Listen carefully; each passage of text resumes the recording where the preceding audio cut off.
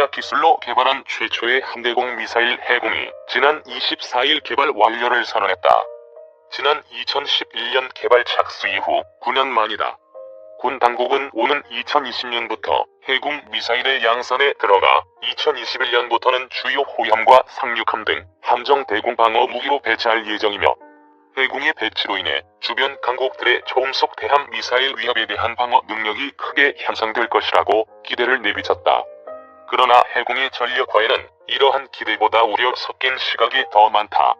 특히 이 미사일을 사실상 유일한 함대공 유도무기 체계로 운영해야 하는 차기 호위함들의 생존성에 대해서 지적하는 목소리도 높다. 아직 본격적인 납품조차 시작되지 않은 최신의 무기 체계를 놓고 왜 이런 우려들이 나오고 있는 것일까? 첫째, 신뢰성이다. 군 당국에 따르면 시험평가 과정에서 해공이 기록한 명중률은 90%였다. 10발을 쏴서 9발을 맞췄으니 90%의 신뢰도를 가진 우수한 성능의 무기라는 것이다.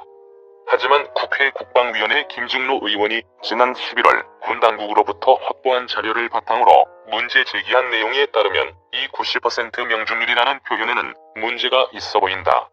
요격 실험 환경 자체가 실전과 동떨어진 엉뚱한 상황을 묘사한 것이기 때문이다. 김중로 의원실의 보도자료와 미국 유력 국방 전문 매체 디펜스 뉴스 10월 18일자 보도 내용을 종합해보면 해공이 시험평가 과정에서 명중시킨 표적은 실제 대함 미사일의 비행 성격과는 완전히 달랐다. 해공이 명중시킨 9개의 표적 가운데 7개는 시스킹 비행에 해당하는 해수면 기준 15m 이하 고도가 아닌 30m 이상의 고도를 비행했으며, 비행속도 역시 일반적인 대함 미사일의 비행속도인 마하 0.8에서 0.9의 절반 수준인 마하 0.5 정도에 그쳤다. 현대의 대함 미사일은 거의 대부분이 시스킹 비행 능력을 갖는다.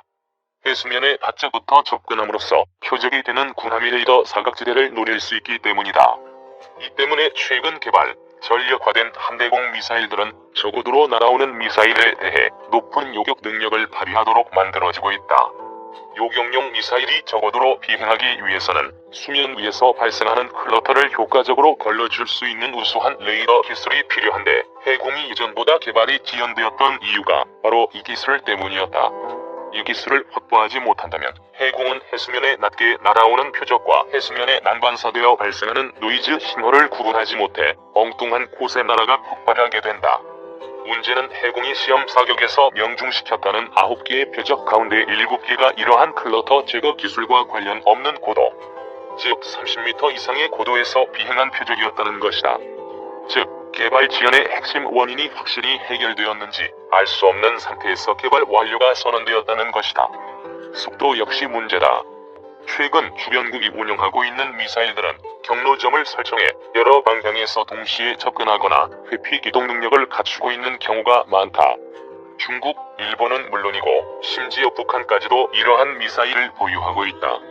그렇다면 해공 역시 마하 0.8에서 0.9 이상의 속도로 회피 기동하는 미사일에 대한 요격 능력도 검증했어야 했지만, 시험평가 과정에서 해공의 모의 표적은 마하 0.5짜리였다. 더 심각한 것은 초음속 대함 미사일 요격 능력 실험은 실제 요격 테스트를 실시하지 않고 단 한 번의 시뮬레이션으로 대처했다는 것이다. 21세기 무기체계 개발 역사에서 전무후무한 일로 일반적인 상식으로는 도저히 상상할 수 없는 일이다. 마하 0.5 이상의 표적은 실제로는 단 한 번도 맞춰본 적도 없으면서 초음속 대함 미사일에 대한 요격 능력을 갖췄다느니, 명중률 90%의 우수한 미사일이라느니 하는 눈으로 보고도 믿기 힘든 홍보 멘트가 나오고 있다. 이와 관련해 김중로 의원은 한 언론과의 인터뷰에서 그냥 시뮬레이션만 해가지고 실전 배치를 한다? 그걸 어떻게 장병들이 믿고 운영하겠어요? 방어는 한 번 뚫리면 함정 자체가 위험에 처하니까 라며 문제 제기를 했지만, 이러한 문제 제기가 있은 지 2달여 만에 군 당국은 해공 미사일의 개발 완료를 선언했다. 두 번째 문제는 그 운용 개념이다. 당초 군 당국이 해공 개발에 앞서 요구한 작전 요구 성능은 현용 기함방공, 즉 함정의 자위용 무장 수준이었다.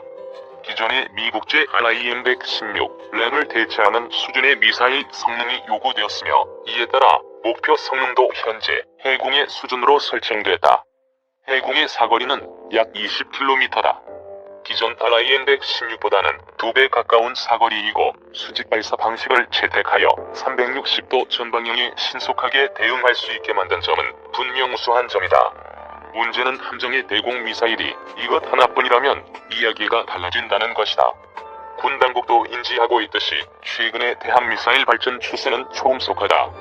중국은 러시아에서 수입한 기종을 포함 10여 종의 초음속 대함 미사일을 운용하고 있으며 일본 역시 ASM-3 공대함 미사일을 시작으로 초음속 대함 미사일 전력화를 서두르고 있다. 이들 초음속 대함 미사일의 비행 속도는 느린 것은 마하 2.5, 빠른 것은 마하 4 이상에 달하며 최근 러시아가 선보인 3M-21 경우 마하 7에 달한다. 해공의 최대 사거리는 20km이며 이 거리는 마하 2월 5일 경우 23에서 24초, 마하 4일 경우 15초, 마하 7일 경우 8초 안팎이면 도달하는 거리다. 차기 호위함 대구급을 비롯해 해공을 탑재할 예정인 대부분의 전투함들이 탑재하는 회전식 레이더인 SPS-550K로 효과적인 탐지, 추적도 어렵겠지만 대공 미사일의 사거리가 워낙 짧아 교전 기회를 충분히 확보할 수 없다는 문제가 있다.